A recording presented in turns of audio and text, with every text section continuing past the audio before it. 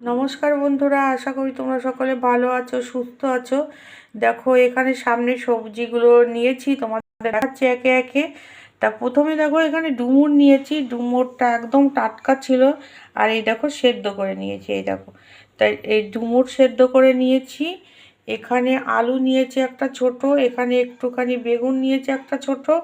আর টমেটোগুলো দেখো, এখানে টমেটো দানা যে বীজটা হয় দানাটা, ওটা নাই, ওটা বাদ দিয়ে দিই। আর দুটো তেজপাতা নিয়েছি, এখানে কাঁচা পাকা লঙ্কা নিয়েছি, আর এখানে নিয়েছি ডালের বড়ি।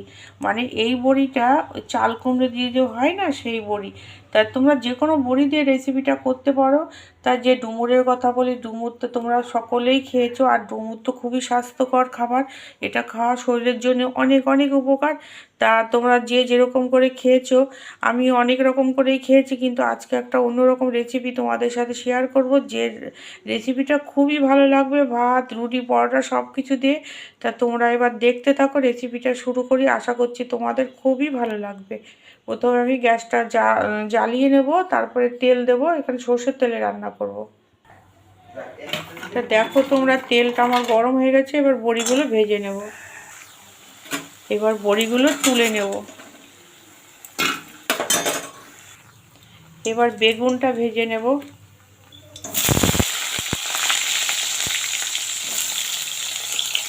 এখানে একটুখানি নুন দেব, একটুখানি হলুদ গুঁড়ো দেব।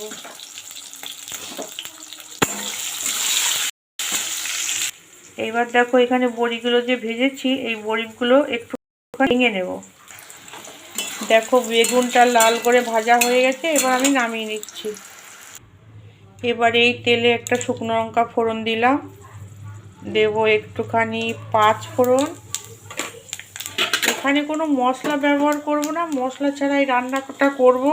আর খেতে একদম দুর্দান্ত লাগে, একবার তোমরা করে দেখো যে কত সুন্দর লাগে খেতে। আর এই মশলাটা, যে ফোড়নটা দিলাম, এটা হয়ে গেছে। এবার এখানে আলুটা দিয়ে দেবো। এবার এখানে নুন দেব, আর দেব হলুদ। একটুখানি ভাজা ভাজা করব।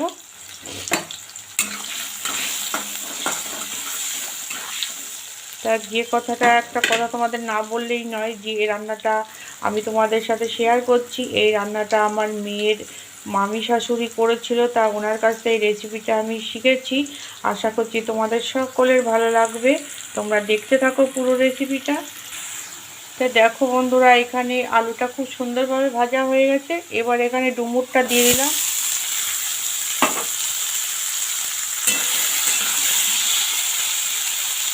দেবো এখানে তেজপাতা দুটো দিয়ে দেবো, ছিঁড়ে দিয়েছি। তা আমার হয়তো বলতে ভুলে গেছি, আমি বুঝতে পারছি না ঠিকমতো। এই রান্নাটা আমার মেয়ের মামি শাশুড়ি করেছিল। এখন মামি শাশুড়ি বলেছি না মাসি শাশুড়ি বলেছি, আমার ঠিক খেয়াল নেই, কিন্তু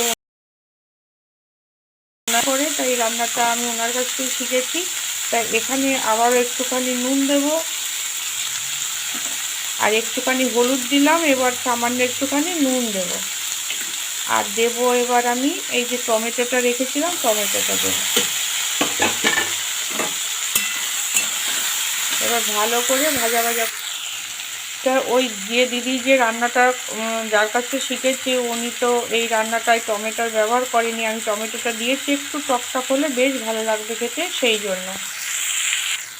সব কিছু সুন্দর করে মেশানো হয়ে গেছে। এবার আমি এখানে জল দেব সামান্য। আর এই যে টমেটোটা দিয়েছি, এটা একটু গোটা গোটা থাকলে ভালো লাগবে।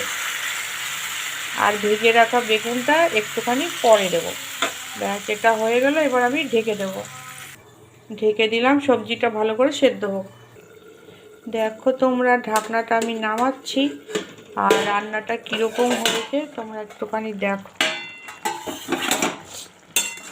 এই দেখো কি সুন্দর না লাগছে, আর এটা গা মাখা হবে।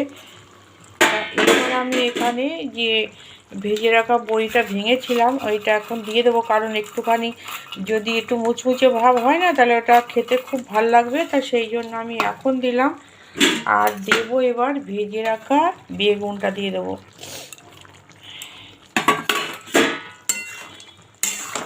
আর সব শেষে দেব মিষ্টি, কারণ এটা নিরামিষ রান্না, মিষ্টি হবে না খেতে।